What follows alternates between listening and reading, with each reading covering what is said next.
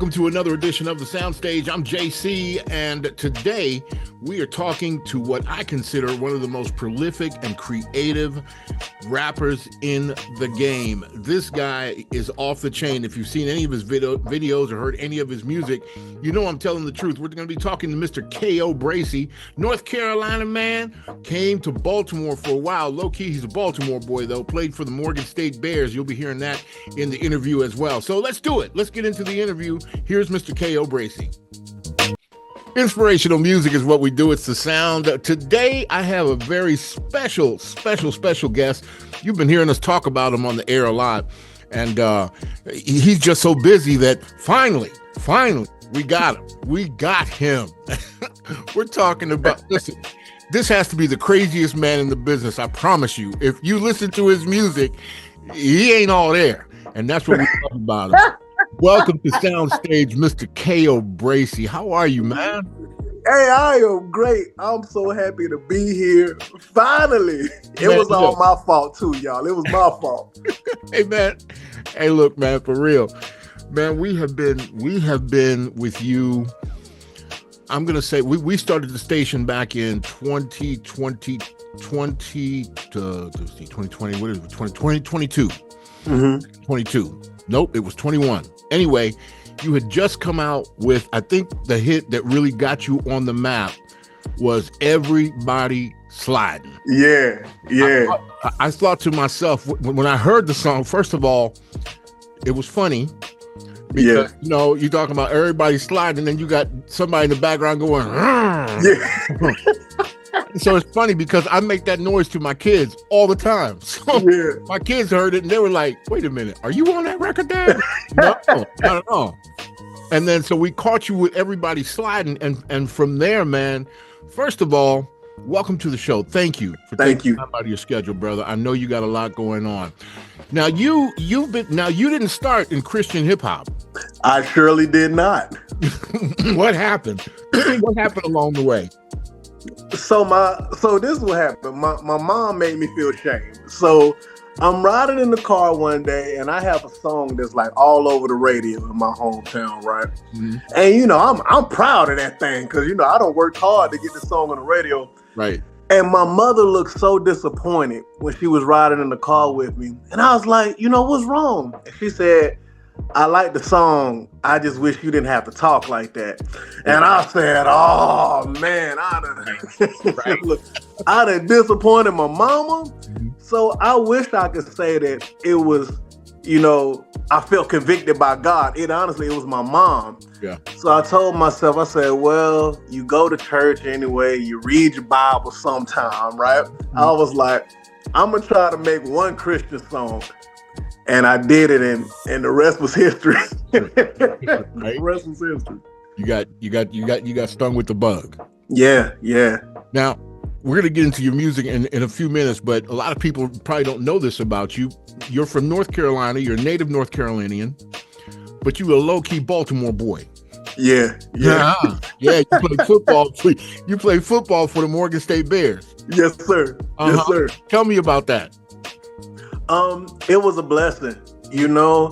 Now this was back before A&T football team was any good, right?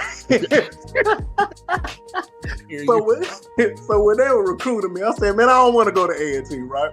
Mm-hmm. Man, I went up to Baltimore. I fell in love with the atmosphere, bunch of solid teammates, and shout out to my coach, Coach Hill. Coach Hill was such a good guy, man, and he really took care of us. You know, I was able to graduate, and I actually met my wife up at Morgan State. So we got a lot of good things from Morgan. Shout out to Morgan. Wait a minute. Your wife's a Baltimore girl?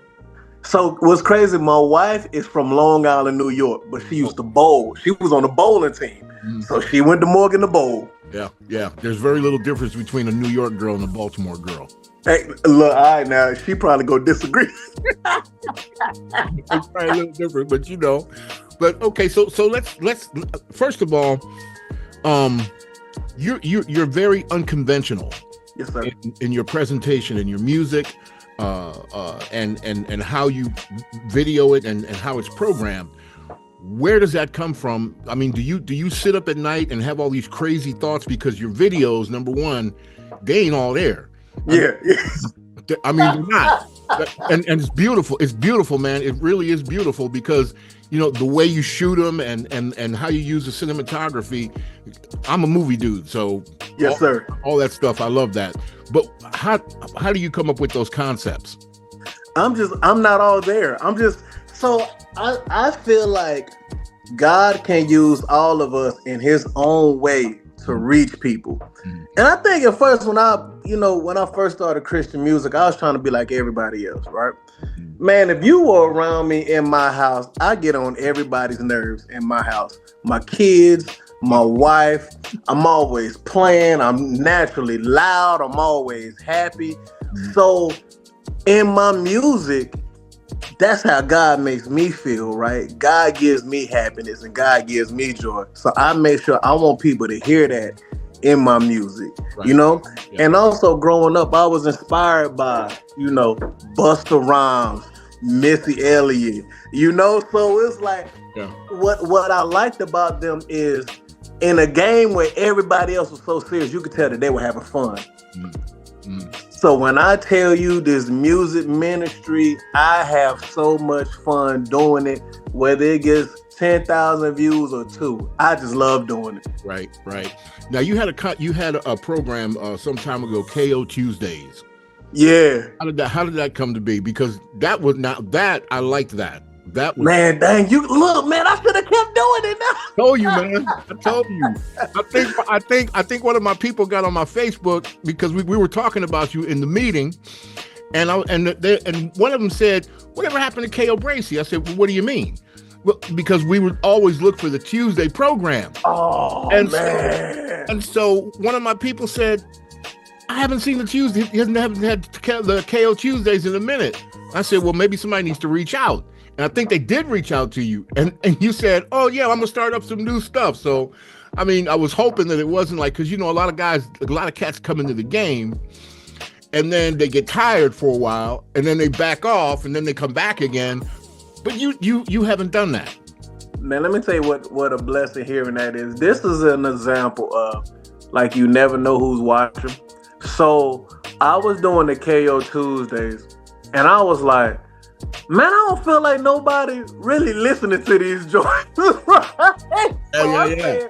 Man, I'm gonna stop doing it and just pivot. Now is, you know what's wild is I still drop music on all my streaming platforms. It's not quite every Tuesday, but right now I have them scheduled every other Tuesday. Yeah. And I probably got my next 5 releases scheduled. I got a song with my wife that's gonna be coming out soon. So that she rapped better than me on the song, you know. So yeah, she murdered me on it. But that is an example of how you can't get caught up in your analytics and the likes. Like you just have to create just to create. That's right. I dig that. So now you're in this industry, and one of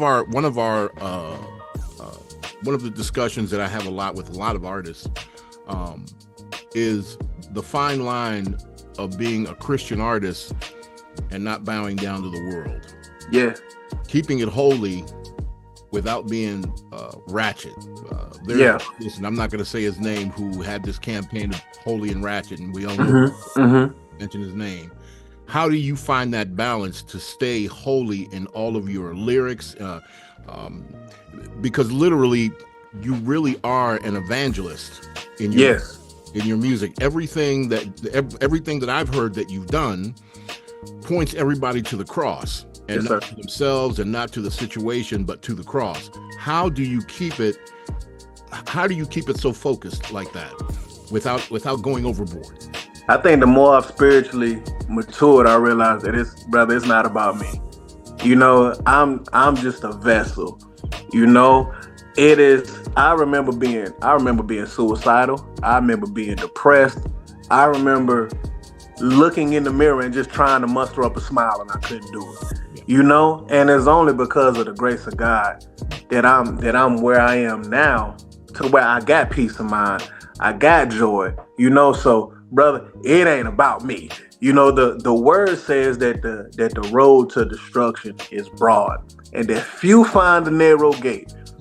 I want to let people know that there's a urgency to come to Christ today. You know, like today. You don't know how much time you have. So for me, it's a urgency. It pains my heart when I see preachers saying crazy stuff in the pulpit, or when I see artists, Christian artists that aren't upholding God's standard. None of us are going to be perfect. But when you say that you're going to do this thing for God, there's a certain standard, and there's a higher level of requirement that he expects from us. Right. And I don't want no problems with him. Okay. It's funny. I heard the Wayans had an interview once with I think it was Arsenio Hall a lot of years ago. And Arsenio asked them, they said, you guys joke about everything, but is there anything that you won't joke about? And they all said it at the same time. Jesus. Mm-hmm. Play a joke on you. It ain't funny. Yeah. So yeah. What are your thoughts on the industry today? I mean, you see the landscape of the entire industry. What does it look like to you? I see a lot of young, really dope Christian artists that are coming out that are honestly making way better music than the secular stuff that's out if people would just give them a chance. It used to be like people used to think Christian rap was real fun, it was real corny. And now the Christian rappers are a lot better than the secular artists. Now, a direct parallel of what I'm also seeing though, I'm starting to see a little bit of foolishness from the OGs and the legends in the game. And I don't know if it's because they've been in the game for so long, but a lot of them, I'm seeing them start to do things and conform in ways that are not of God, and I don't like it. Yeah, agreed. We ran a story a couple of weeks ago about a brother at Prominent Ministry, and okay, I'm not going to say anything else. Broke my heart though. Yeah, we've really been praying for him and hope that God will resolve that issue. But it's good that you say that, because you don't hear too many artists speaking like that. That really want to have a relationship with the cross, as opposed to what number am I on the BDS chart? Yeah, man. Because we can't take that stuff with us. I know it. When we gone, then it's gone and it's over, and it's too late then to get it right.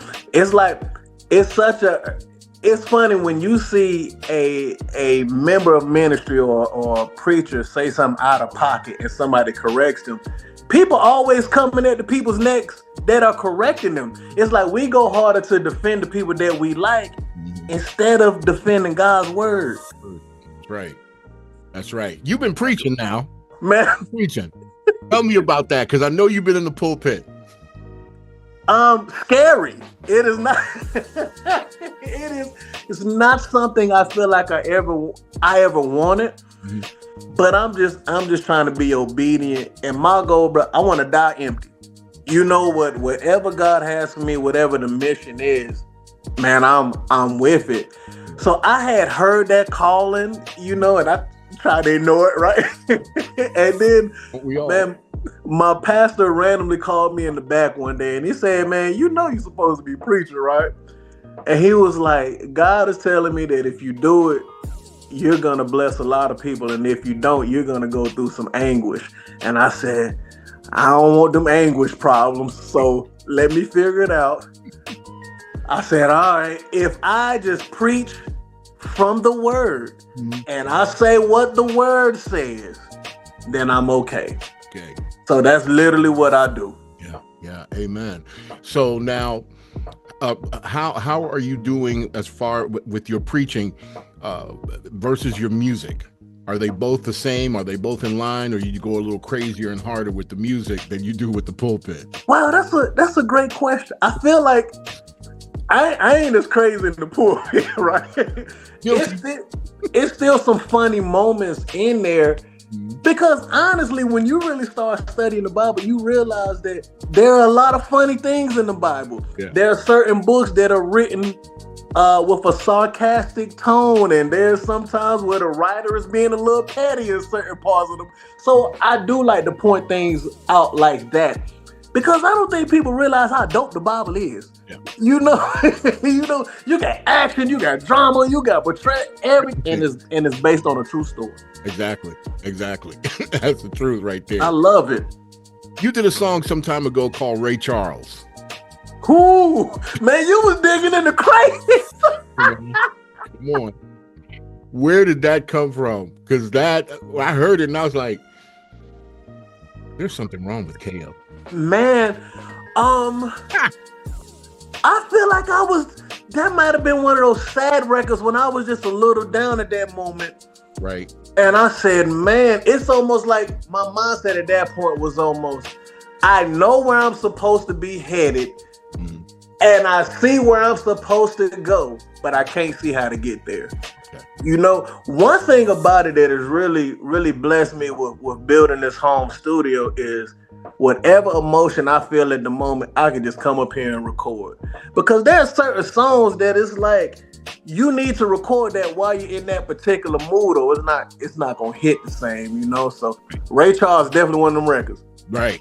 Another record you made, which caught my attention lyrically, and you know, the video wasn't busy, but you got your point across with Scoot. Yeah. A lot of men struggle with, but they don't admit. Yeah. It's I don't put myself in stupid situations. And it's not that I'm just so strong. We all got issues with our flesh, right? But see, that's why the Bible tells us we're supposed to flee from temptation. So when I tell you, anytime I have a show, if my wife can't make it, I make sure that I got a strong brother that's with me to shield me from any type of foolishness. Even as a preacher, if there's a lady, if a female in the congregation wants to talk to me, somebody else is gonna be there, or I try to wrap that conversation up as quick as possible, because you just never know. Satan is cunning. You know, and sometimes people can be stumbling blocks and they may not even mean to be stumbling blocks, you know. So for me, just to keep it's not that I'm that strong, it's that I know that I'm weak. Yeah. You know, so I try to keep myself out of foolish situations, and places I know I'm not supposed to go, I don't go. That's good, man. That's good stuff. We want our listeners hearing that, you know, being in the limelight can either bless you or get you in trouble. Yes, sir. And that microphone is a powerful drug. And, you know, and I always because I even tell my kids this, people will always want to be around somebody greater than they feel that they are. Yeah. So if you're holding the mic and somebody's looking at you, it's like, wow, yeah, okay. Then they want to attach themselves to you in one way. Yeah. I'm sure you've experienced that in your in your career thus far. One more song I gotta ask you about. No, I know what I gotta ask you. What was with the ski masks, man? Come on, what was that? So look, you ready to go steal a soul or something? You and your wife, man. You better stop playing, man. Now that was a gangster picture. Now, if I had to reshoot the video, I don't know if I would have had a ski mask. Now, let me tell you the creative thought behind it. Okay. The creative thought was, we're like, this gonna sound so stupid, right? we some holy gangsters. And we gonna go do a drive-by on evil, right?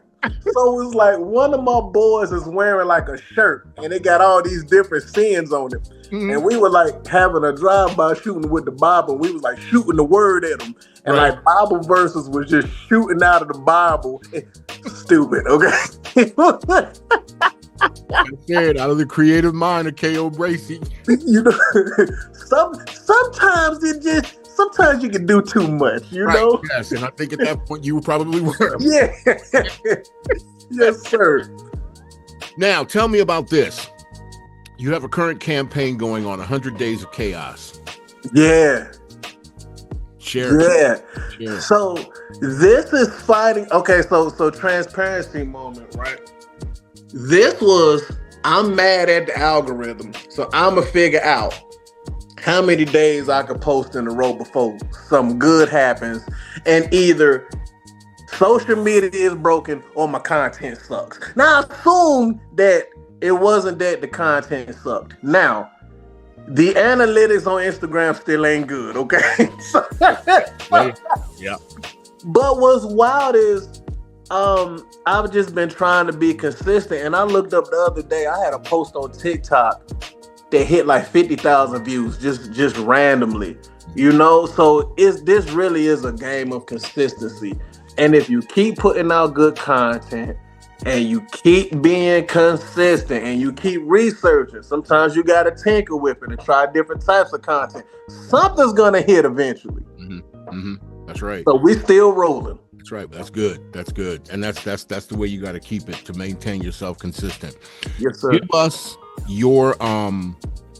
all your contact information. We want the people to be able to reach out to you for whatever. Yes, sir. It's Kayo Bracey. So that's Kayo. It's just like mayo, but with a K. Hey. Okay, I know that's crazy. And then Bracey is like an ankle brace, but add a Y at the end. So Kayo Bracey on Instagram, Kayo Bracey 336 on TikTok. Holla at your boy on YouTube. Listen, we're featuring you on our show, the Weekend Party Starter Pack. Tomorrow night, we're going to be playing a lot of your old hits. And you got a new one out. Yeah. Fruit Salad. Yeah.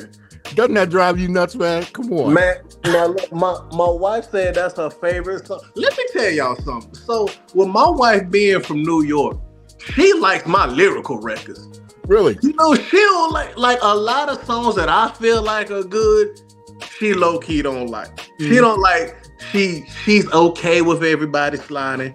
She hates Pop That Bible Open. So when she hates it, okay? So when I write a song and my wife says she likes it, I say, all right, I must be rapping on this mug. So she likes Fruit Salad. Right. She likes fruit. Yeah, fruit salad. I like it, man. I like it. That's definitely gonna do good. Man, look, you continue to create, man. Yes, sir. What God is bringing out of you is pure, and it's. I don't see anybody else doing anything like what you're doing. It seems to be a lot of the other rappers, they just kind of want to get their song out there, and they really don't have a concept for the video. And if they do, it really doesn't come out probably how they wanted to. But yeah, every single one of your videos, there's something wrong with you in there. And that's but saying there's something wrong with you in a good way. That it ain't. This ain't nothing from the world. This came from God. And yes, sir. Gotta love it. So yes, sir. Thanks a lot for joining us, man. Hold the line, okay? Don't go anywhere. Yes, sir. Thank you. That brother's for real. You know, sometimes you run across people and you talk to them and you can tell the Spirit of God all over them. And it's not anything, you know, you can tell he's humble about everything he does, but God has really blessed him to be very creative and to put the message out there in a humble way, but that it catches the attention of anybody that listens to it. So we salute Mr. Kayo Bracey, and we'll catch you for another Soundstage. Thanks for joining in.